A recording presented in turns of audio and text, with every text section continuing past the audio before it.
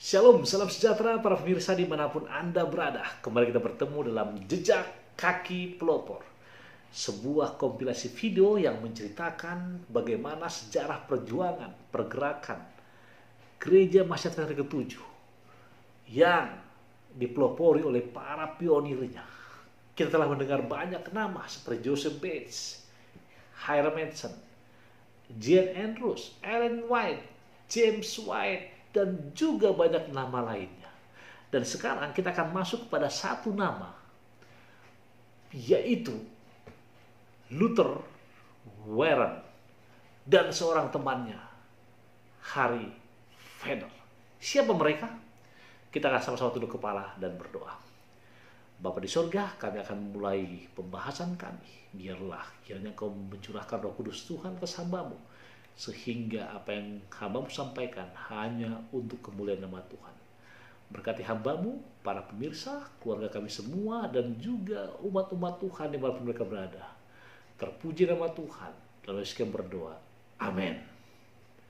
Rasul Paulus pernah menulis surat kepada asistennya, atau kita katakan kepada yang dibimbingnya, itu Timotius, dalam buku 1 Timotius pasal 4 ayat yang ke-12. Dikatakan demikian. Jangan seorang pun menganggap engkau rendah karena engkau muda. Jadilah teladan bagi orang-orang percaya dalam perkataanmu, dalam tingkah lakumu, dalam kasihmu, dalam kesetiaanmu, dan dalam kesucianmu. Wow. Saudara-saudaraku, ketika saudara baca ini merupakan nasihat senior pastor kepada junior pastor yang mengatakan, jangan seorang pun engkau menganggap engkau rendah karena engkau muda, tapi jadilah teladan baginya. Nah, hal ini mungkin merupakan satu ayat yang memotivasi dua nama, yaitu Luther Warren dan Harry Fenner, ketika mereka dididik di sebuah jemaat, di sebuah gereja yang kecil, sebuah gereja yang kita katakan berada di desa. Namun mereka mempunyai komitmen.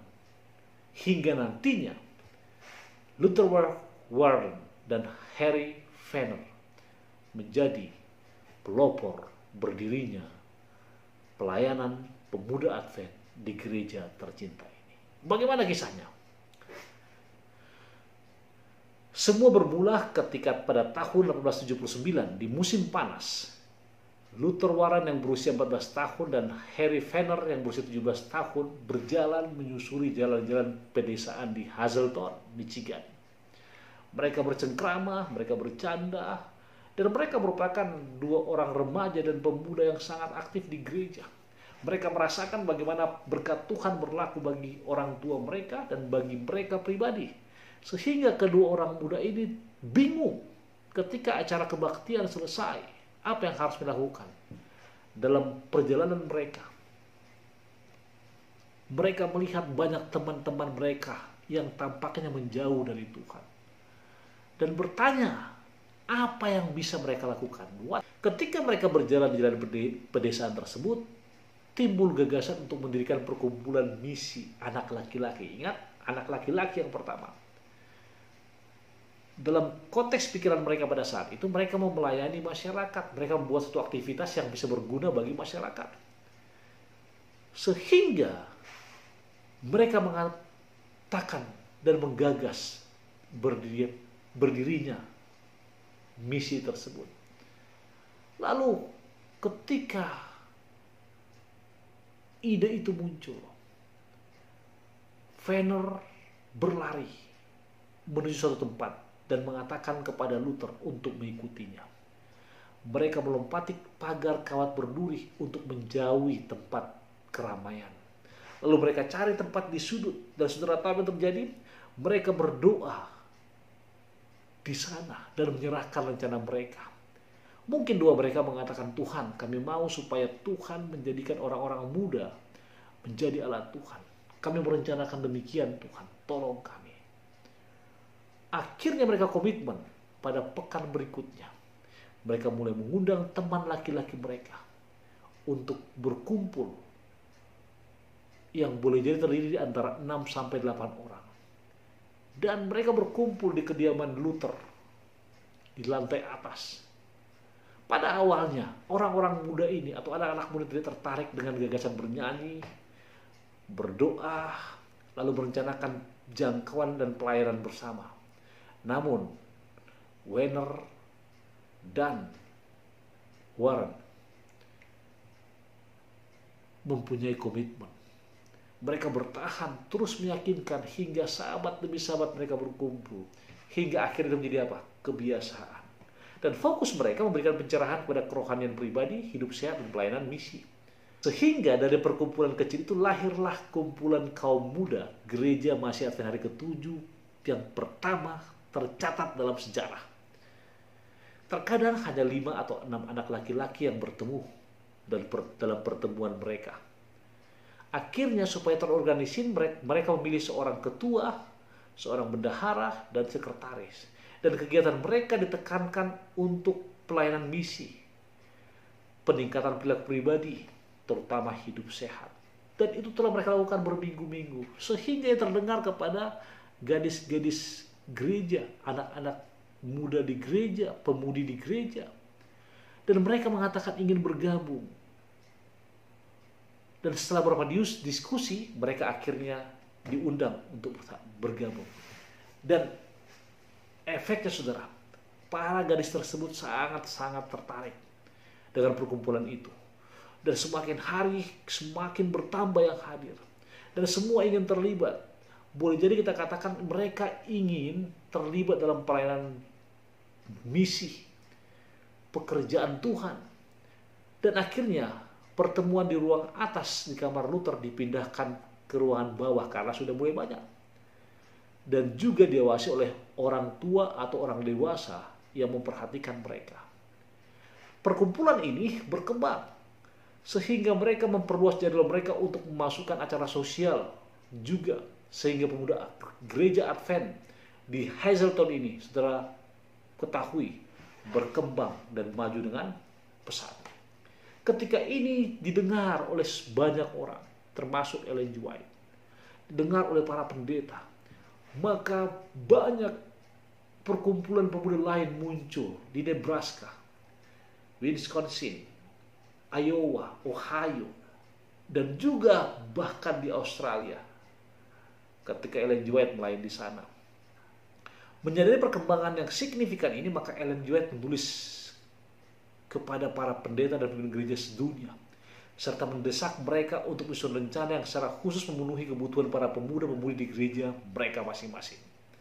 Kebutuhan ini juga banyak buat Ellen G. White menulis banyak kepada orang muda yang bukunya dapat dinikmati sekarang, seperti Amanat kepada Orang Muda, Youth Instructor, dan banyak buku-buku lainnya. Kenapa saudara? Karena Ellen G. White melihat Tuhan mempunyai misi bagi orang-orang muda. Bahkan salah satu tulisan Ellen G. White mengatakan bahwa Tuhan telah memilih orang muda sebagai tangan baginya, merupakan suatu kalimat atau statement yang spektakuler yang dikenang oleh banyak pemuda hingga saat ini. Saudara-saudaraku, tahun 1899 dalam konferensi Gereja Advent hari ke-7 di Ohio, itulah titik awal di mana konferensi membentuk Departemen Pelayanan Pemuda pada tahun 1899 dengan nama Relawan Kristen. Dan 2 tahun kemudian, atau pada tahun 1901, konferensi umum dalam sesi meminta agar Departemen Sekolah Sabat mengawasi pekerjaan dari komunitas pemuda Advent yang menjamur di seluruh wilayah dan denominasi. Artinya banyak berkembang dengan pesat. Sehingga ini mendapat perhatian dari siapa saudaraku? Ketua GC pada tahun 1907, Pendeta A.G. Daniels, Ketua Gereja Advent Sedunia, memanggil orang muda untuk berkonferensi yang pertama kalinya. Dan konferensi tersebut diadakan di Mount Vernon, Ohio. Dalam tulisan sejarah dikatakan lebih dari 100 delegasi menghadiri konferensi ini yang mewakili 9 daerah atau serikat pekerja. Selain itu ada 11 delegasi umum, termasuk Ketua Komisi Umum A.G. Daniels, Lalu pemuda dari kota-kota besar dan kota-kota kecil, bahkan dari pedesaan dan tepi laut berkumpul di mana? Di Mount Vernon, Ohio pada tahun 1907. Dan untuk pertama kalinya, saudara-saudaraku, dikatakan kaum muda merasakan seperti mereka adalah bagian dari sesuatu yang besar, yaitu bagian dari gereja Tuhan. Dan mereka ambil bahagian dari gereja tersebut. Dan konferensi di Mount Vernon adalah awal dari banyaknya konferensi di seluruh dunia. Dari waktu ke waktu, pemimpin remaja mengadakan konferensi semacam itu dan merencanakan pekerjaan untuk kaum muda. Kenapa, saudara? Karena mereka merasakan gereja sangat memperhatikan mereka. Tahun 1907 juga, oleh karena perkembangan yang pesat tersebut dan dibentuklah Departemen Pemuda, akhirnya tahun 1907 yang tadinya Departemen Pemuda disupervisi oleh Sekolah Sabat, maka direkomendasikan bahwa gereja membentuk Departemen Pemuda untuk mengawasi seluruh pekerjaan kaum muda di seluruh wilayah. Dan segera setelah kebaktian diadakan di Mount Vernon, Ohio dalam konvensi pemuda tersebut, maka dijelaskanlah secara detail fungsi dan tujuan Departemen Pemuda. Bahkan para delegasi datang bersama untuk bekerja oleh struktur organisasi dan fokus kepada misi. Mereka juga mencetak nama baru untuk departemen tersebut yang disebut dengan Serikat Relawan Misionaris atau Kaum Muda Masih Advent Hari ke-7. Lalu apa? Hal ini berkembang di seluruh dunia. Di antara rencana dan ide-ide baru yang muncul di konferensi tersebut, maka ada beberapa yang paling menonjol yang dibuat, seperti kalender jaga pagi, kemudian klub buku relawan misionaris. Bahkan konferensi itu juga merekomendasikan agar setiap gereja setempat mengesampingkan sahabat pemuda khusus yang kemudian tumbuh dan berkembang menjadi minggu doa sukarela misionaris. Boleh jadi yang saat itu dilakukanlah pekan doa pemuda, berawal juga dari situ. Dan saking boomingnya ini, maka di Filipina, di Korea, Amerika Selatan, Amerika Tengah, Hungaria, dan Cina, Departemen Pemuda yang baru ini berkembang dengan pesat dan banyak pemuda dilibatkan. Saudara-saudaraku, saya ingin katakan, ketika pelayan pemuda berkembang dan hampir di seluruh dunia, muncul pertanyaan, bagaimana dengan kaum remaja dan anak-anak yang sedang beralih kepada remaja? Sehingga seorang yang bernama Harriet Holt, yang merupakan aktivis di PA, menginisiasi, memperkenalkan sebuah konsep kepahaman yang pada awalnya dinilai radikal dalam kepemudaan, yaitu apa? Membentuk kelas junior, kelas sahabat, kelas kawan, dan kelas kepemimpinan junior atau comrade atau pemimpin, dan mempunyai persyaratannya termasuk petualang, hobi, bahkan perkembangan spiritual dan kebugaran. Nah, ketika saudara lihat master guide sekarang ini atau kelas pemimpin, maka ada kelas-kelas yang mungkin boleh jadi mirip seperti pramuka atau militer, saudara. Nah, ini ide dia. Kelas-kelas baru ini seperti ini dalam novel, dan ada bentuk investasi di dalamnya, sebagaimana yang dianjurkan dalam buku Youth Instructor, bahwa tugas pemuda adalah mengabar Injil ke seluruh dunia.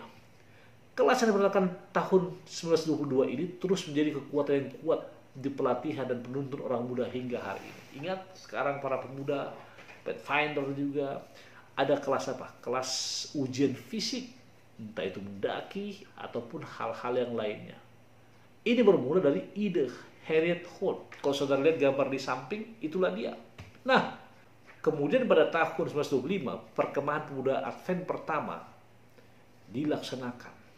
Kenapa? Karena pemimpin di gereja Advent di waktu itu menyadari bahwa alam itu hebat dan daya tarik dalam pikiran orang muda, bahwa menyediakan buku teks terbuka untuk mengajar tentang Tuhan. Sehingga pada tahun 1925 ada suara terdengar di seluruh negeri. Suara itu masih menggema setiap musim panas di gereja besar dan kecil. Tahun ini membawa revolusi dalam hiburan musim panas. Yaitu apa? Perkemahan musim panas gereja Advent hari ke-7. Dan banyak orang Advent tidak bisa lupa akan kenangan perkemahan musim panas tersebut. Sebagian besar dari kita hidup hari ini telah menikmati menghabiskan waktu bersama.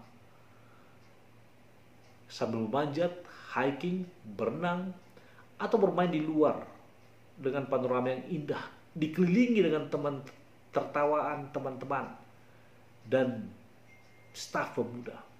Semuanya dimulai pada tahun 1925 dengan peluncuran perkemahan musim panas pemuda Advent pertama yang saat itu menentukan bagi kita semua. Wow, diadakan perkemahan. Dan akhirnya tahun 1950 di sidang konferensi umum di San Francisco dinyatakan, dideklarasikan pelayanan Pathfinder diterima di seluruh dunia. Mulai saat itu materi Pathfinder termasuk staf manual, panduan master manual, cara memulai Pathfinder, dan bantuan lainnya ada di tangan para pemimpin. Bahkan pelayanan Pathfinder adalah salah satu yang paling banyak kegiatan yang berhasil di gereja masyarakat ke-7 sedunia. Dan itu adalah kekuatan gereja pada masa ini. Kalau saudara lihat di samping, maka itulah Lawrence Skinnerworth yang merupakan Pathfinder leader atau direktur Pathfinder sedunia pada saat itu. Sehingga Pathfinder pun berkembang dengan pesat. Di slide berikutnya saya tampilkan rangkuman sejarah Pathfinder. Klub-klub pelopor, siapa pemimpin pertamanya, sudah bisa baca. Perancang logonya siapa? John Hancock. Perancang bendera Henry T. Bird. Penjahit bendera Helen Hobbs. Pengarang lagu Henry T. Bird.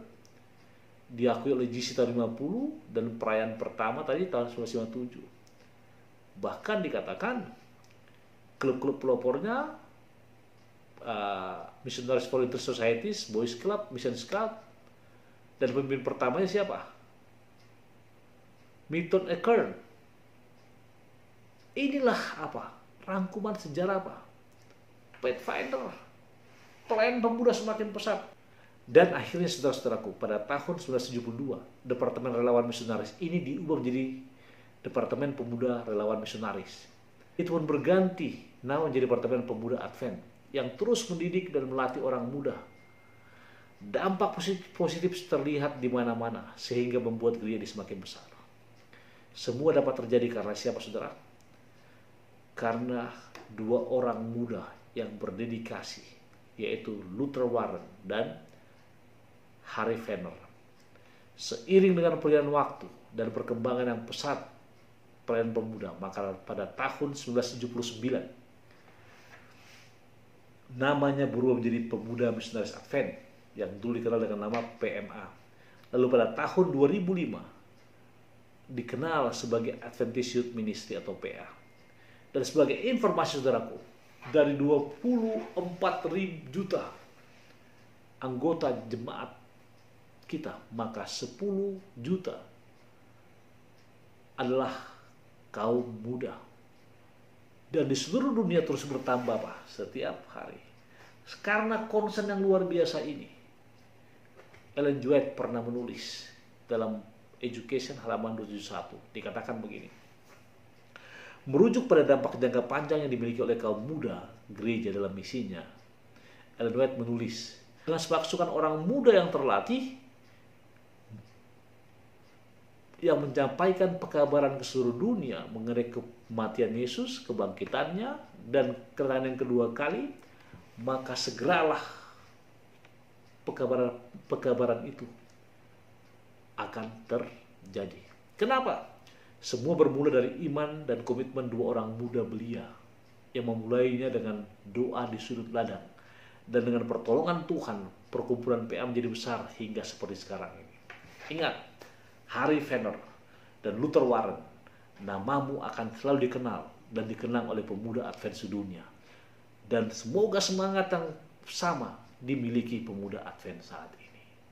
Saudara-saudaraku, sebelum saya tutup, saya ingin katakan, kalau ada satu departemen yang bisa menjaga eksistensi, memperpanjang eksistensi gereja ini, maka itulah Departemen Pemuda. Mari kita dukung anak-anak kita dukung remaja-remaja kita dukung pemuda kita untuk terus bekerja melayani Tuhan melalui Departemen Pelayanan Pemuda ini, sehingga sense of belonging, sense of responsibility terhadap gereja ini akan mereka bisa rasakan. Tuhan berkati kita berdoa. Bapa di surga, terima kasih Tuhan karena berkat-Mu, terima kasih karena rahmat-Mu, dan terima kasih karena pengasihan-Mu. Kami telah mempelajari bagaimana Venner dan Warren boleh menjadi inspirasi bagi kami semua. Dan biarlah pelayanan mereka terus akan menjadi buah yang harum bagi kami semua dan juga para pemirsa di rumah. Terima kasih Bapak oleh karena berkat-Mu. Berkati hamba-Mu, para pemirsa, dan kami semua. Dengarkan doa kami, lalu kami berdoa. Amin.